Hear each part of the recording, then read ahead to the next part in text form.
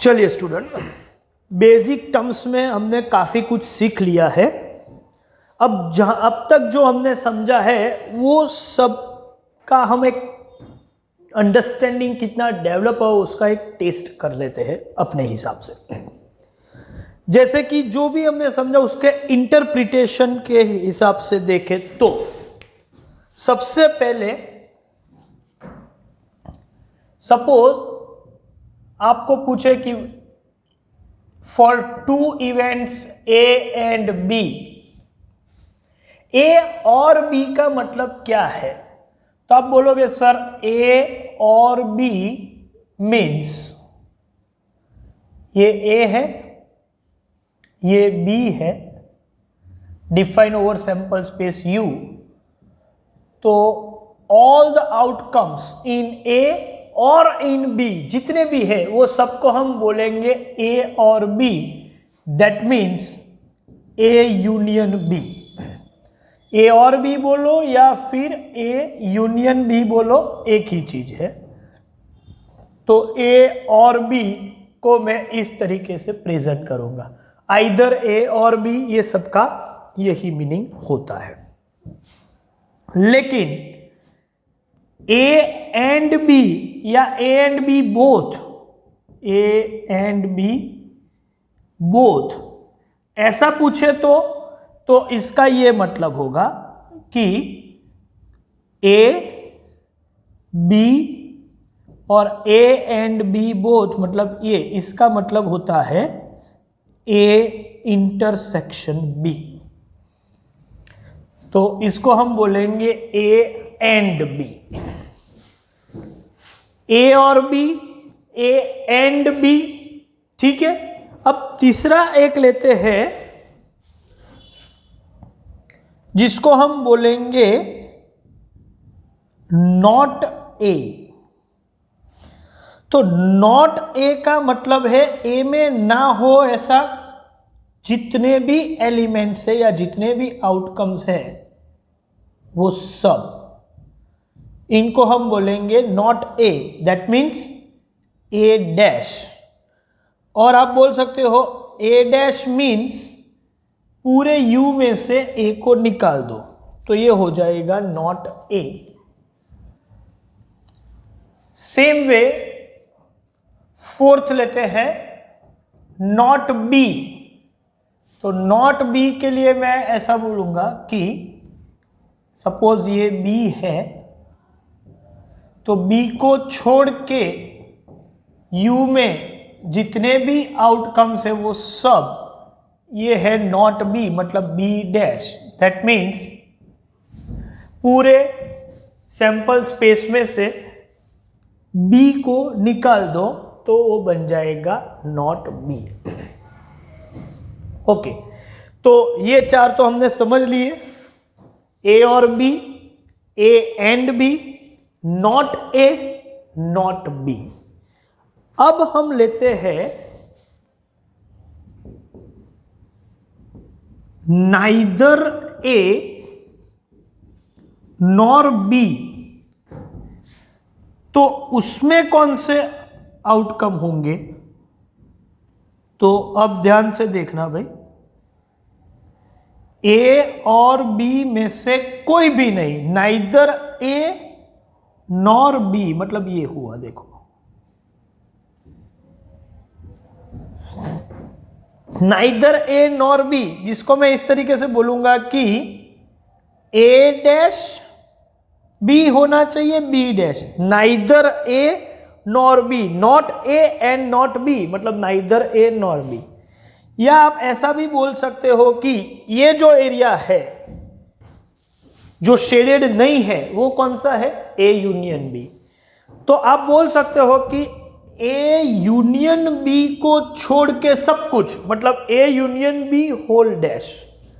या फिर आप उसको ऐसा बोल सकते हो कि सैंपल स्पेस में से ए यूनियन बी, पूरे सैंपल स्पेस में से ए यूनियन बी को निकाल दो तो जो बचेगा वो शेडेड पॉइंट होगा। इसको हम बोलते हैं नाइदर ए नॉर बी। मतलब A dash intersection B dash बोलो, या A union B whole dash बोलो, या U या sample space minus A union B बोलो, ये सब एक ही चीज है। इसके बाद लेते हैं ओनली A। ओनली A का मतलब है सिर्फ और सिर्फ A, तो ये पोर्शन हुआ ओनली A। B के साथ कॉमन B नहीं, तो इसको आप बोलोगे A माइनस B, या फिर बोलोगे A minus A intersection B, या फिर A इंटरसेक्शन B डैश, ये सब ओनली A है। अच्छा, ओनली B, तो ओनली B में क्या आएगा? आप बोलोगे सर ओनली B में सिर्फ और सिर्फ B, ए के साथ जो कॉमन है वो भी नहीं, that means B minus A, या आप बोलो B minus A intersection B, या आप बोलो A dash intersection B। A में ना हो ऐसा B का कॉमन एरिया, ओनली A या ओनली B। एक और ड्राइंग ले लेते हैं, ओनली A और ओनली B। तो इसको समझो, ओनली A और ओनली B, मतलब कॉमन वाला चाहिए नहीं, हो तो ओनली A हो या फिर ओनली B हो। तो ये एरिया जो है वो है A माइनस B, और ये जो एरिया है वो है B माइनस A, और ये दोनों का यूनियन, ये दोनों को मर्ज कर दो तो ओनली A ओनली B। या आप ऐसा समझ के चलो कि A माइनस B का मतलब है A इंटरसेक्शन B डैश, और B माइनस A का मतलब है A डैश इंटरसेक्शन B। तो इस शेडेड पोर्शन को मैं A minus B union B minus A भी बोल सकता हूं, या फिर A intersection B dash union A dash intersection B ऐसा भी बोल सकता हूं, या फिर पूरे A यूनियन B, ये पूरा A यूनियन B है आपको मालूम है, उसमें से ये जो कॉमन वाला पोर्शन है वो रिमूव कर दो, तो A यूनियन B में से A इंटरसेक्शन B रिमूव करे तो भी ओनली A ओनली B हो जाता है। देखो यहां पर ये सभी इंटरप्रिटेशन हमारा अंडरस्टैंडिंग का टेस्टिंग था। अब एक सिंपल सा एक एग्जांपल लेके ये सभी को एक बार फिर से समझते हैं। मान लो कि दो फ्रेंड्स हैं A एंड B, और ये दोनों फ्रेंड्स पेइंग गेस्ट बनके, ठीक है, या फिर कुछ एक मकान रेंट पे लेके पढ़ाई के लिए, ठीक है, बड़ौदा में आके रहते हैं। हॉस्टल में नहीं रहे, उन्होंने एक मकान शेयरिंग बेस पे रेंट पे लेके रखा हुआ है, पेइंग गेस्ट के तौर पे रहते हैं। अब ये पूरा जो मकान है, ठीक है, उसमें इन्होंने डिवीजन कर दिया कि भाई एक काम करते हैं, ये पूरे मकान में से कुछ एरिया ऐसा है जो दोनों के कॉमन यूज का है, जैसे कि किचन है या लिविंग एरिया है, वो कॉमन शेयरिंग में रहेगा। लेकिन दोनों के सेपरेट बेडरूम है, जिसमें एक अलॉट कर दिया कि ये ए का बेडरूम और ये बी का बेडरूम, ठीक है। तो पहले से ही पूरा शेयरिंग करके रखा हुआ है। अब ऐसा पूछा जाए तो कि ये पूरी कॉलोनी है, हमारा सैंपल स्पेस पूरी कॉलोनी है। अब सैंपल स्पेस में जो मकान, जो हाउस ए और बी ने मिलके रेंट पे लिया हुआ है, तो वो मकान पे उनका पूरा राइट है, पूरा राइट है। तो ए और बी का राइट बोलो, ए और बी का, तो पूरा मकान उनके राइट में आया। या तो ए का राइट होना चाहिए या तो बी का, तो उसको बोलते हैं ए और बी। तो ए और बी के राइट में देखा जाए तो ये पूरा मकान है, सोसाइटी का, कॉलोनी का, बाकी का एरिया पे उनका राइट नहीं है, ठीक है। लेकिन पूरे मकान पे ए और बी का राइट है, लेकिन मैं ऐसा बोलूं कि ए एंड बी का राइट की कहां पर है, तो सिर्फ वो जो कॉमन शेयर कर रहे हैं, मतलब वो किचन, लिविंग एरिया जो कॉमन था, ठीक है, ये इतना पोर्शन ये है, ये ए का बेडरूम सेपरेट है, ये बी का बेडरूम सेपरेट है, और ये सब कॉमन एरिया है। ए और बी बोलो तो ए का एरिया भी आएगा, ए के राइट वाला एरिया भी आएगा, मतलब उसका बेडरूम और कॉमन एरिया, बी का राइट वाला, बी का बेडरूम और कॉमन एरिया, सब पूरा मकान ए और बी का है। लेकिन मैं ऐसा बोलूं कि ए एंड बी दोनों का एरिया कितना है, दोनों का राइट कितना है, तो सिर्फ यही आएगा, मतलब ये ए इंटरसेक्शन बी जिसको हम बोलते हैं। अब ए के राइट में ना हो ऐसा एरिया कितना है, नॉट ए, तो ए के राइट को छोड़ दो, तो ये मकान में बेडरूम और कॉमन एरिया को छोड़ के कुछ भी, मतलब पूरी सोसाइटी के बाकी के मकान और बी का बेडरूम, ये सब बाकी जो बचा वो सब ए के राइट में नहीं है, तो उसको बोलेंगे ए डैश, नॉट ए।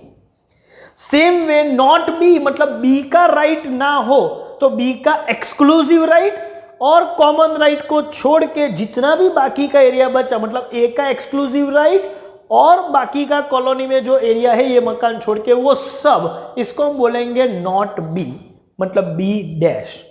अब आपको ऐसा पूछा जाए कि नाइदर ए नॉर बी, ए का भी राइट नहीं होना चाहिए, बी का भी राइट, मतलब दोनों में से किसी का राइट नहीं होना चाहिए, तो ये मकान को छोड़ के बाकी के कॉलोनी में जितने भी मकान है वो सब के लिए हम बोल सकते हैं कि नाइदर ए नॉर बी, मतलब ए यूनियन बी को छोड़ के, ए यूनियन बी का होल्ड है, मतलब A dash as well as and B dash, तो ये पूरा area neither A nor B के लिए है।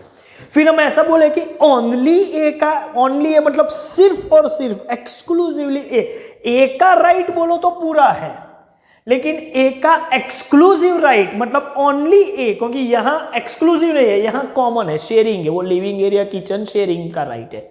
एक्सक्लूसिव ए का राइट मतलब ये पोर्शन, ए का बेडरूम सिर्फ, तो उसको मैं बोलूंगा ए के राइट में से कॉमन राइट निकाल दो, तो सिर्फ ए का राइट, ओनली ए, एक्सक्लूसिव ए का राइट जो है वो ए माइनस बी है। ऐसे ओनली बी देखा जाए तो ओनली बी, तो सिर्फ बी के टोटल राइट में से सिर्फ बी का राइट चाहिए, तो जो कॉमन राइट है वो छोड़ दो, तो ये बी का जो बेडरूम है वो ओनली बी हो जाएगा।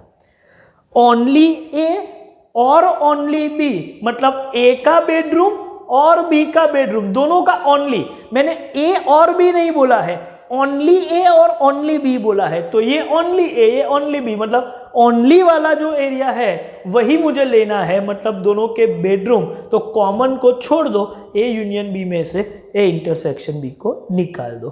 तो इस तरीके से आप समझो, ये एग्जांपल लेके, मतलब कब कौन सा एरिया की मैं डिस्कशन कर रहा हूं वो क्लियर हो जाना चाहिए। एग्जाम्पल में भी ऐसे कई सारी सिचुएशन आएगी जब आप उसको प्रॉपरली आइडेंटिफाई करने की पोजीशन में होने चाहिए कि यही चीज आप पूछ रहे हैं क्वेश्चन में, और इसी हिसाब से आपको आंसर देना है। ये डिस्कशन में हमने एक काफी इंटरेस्टिंग पॉइंट पढ़ लिया है, और वो है ये रहा, ए का भी राइट ना हो, बी का भी राइट ना हो, मतलब A dash intersection B dash बोलो, तो ये पोर्शन मतलब पूरे ए यूनियन बी को छोड़ के जो बचा वो, तो इसको हम बोलते हैं डी मॉर्गन्स लॉ। तो डी मॉर्गन्स लॉ का डिस्कशन अब मैं कर रहा हूं यहां पर, भी इसकी जरूरत नहीं है, कि A union B the whole dash, तो आप बोल सकते हो A dash intersection B dash, ये रहा ए यूनियन बी, इनको छोड़ के पूरा, तो इसको बोल दिया A dash intersection. Same way A intersection B whole dash, तो ए इंटरसेक्शन बी, तो ये पोर्शन ए इंटरसेक्शन बी है, इनको छोड़ के बाकी का सब एरिया मतलब A dash union B dash, A dash में जो आ रहा है वो सब, बी डैश में आ रहा है वो सब, ये दोनों का यूनियन कर दो तो ये पोर्शन निकल जाएगा। इसको बोलते हैं डी मॉर्गन्स लॉ। तो डी मॉर्गन्स लॉ के हिसाब से आप ब्रैकेट जब ओपन करते हो तो डैश स्प्लिट हो जाएगी, लेकिन जब स्प्लिट करोगे तो यूनियन का इंटरसेक्शन और इंटरसेक्शन का यूनियन होगा। तो हमारे अंडरस्टैंडिंग लेवल को बढ़ा दिया है अभी हमने, ठीक है। तो एक अलग से हमने एक लॉ भी देख लिया जिसको बोलते हैं डी मॉर्गन्स लॉ, और ये हमेशा यूज होने वाला है। और ये वेरीफाई भी करना हो तो हम कर सकते हैं वेन डायग्राम से। अभी इसको याद रखो कि ये हमेशा एप्लीकेबल है, ये स्टैंडर्ड रूल है, ये कभी चेंज नहीं होगा। और सपोज मैं ये पूरा एरिया बोलूं कि ए बी, इसको बोलते हैं A B define over U, ये पोर्शन ओनली ए, फिर ये पोर्शन ओनली बी, और ये जो बीच में है वो ए इंटरसेक्शन बी। ये ओनली ए, मतलब इसको हम बोलेंगे ए इंटरसेक्शन बी डैश, इसको हम बोलेंगे ए इंटरसेक्शन बी, और इसको हम बोलेंगे ए डैश इंटरसेक्शन बी। और ये तीनों का जब मैं यूनियन कर दूं तो मुझे मिल क्या जाएगा भाई, ए यूनियन बी। तो A union B is union of this three component, ये फर्स्ट एरिया, ये सेकेंड एरिया, ये थर्ड एरिया। ए का बेडरूम, ए और बी का कॉमन एरिया लिविंग एरिया, और बी का बेडरूम, सब मिला के आपको मिलेगा ए और बी का कॉमन राइट, मतलब ए और बी, ए यूनियन बी।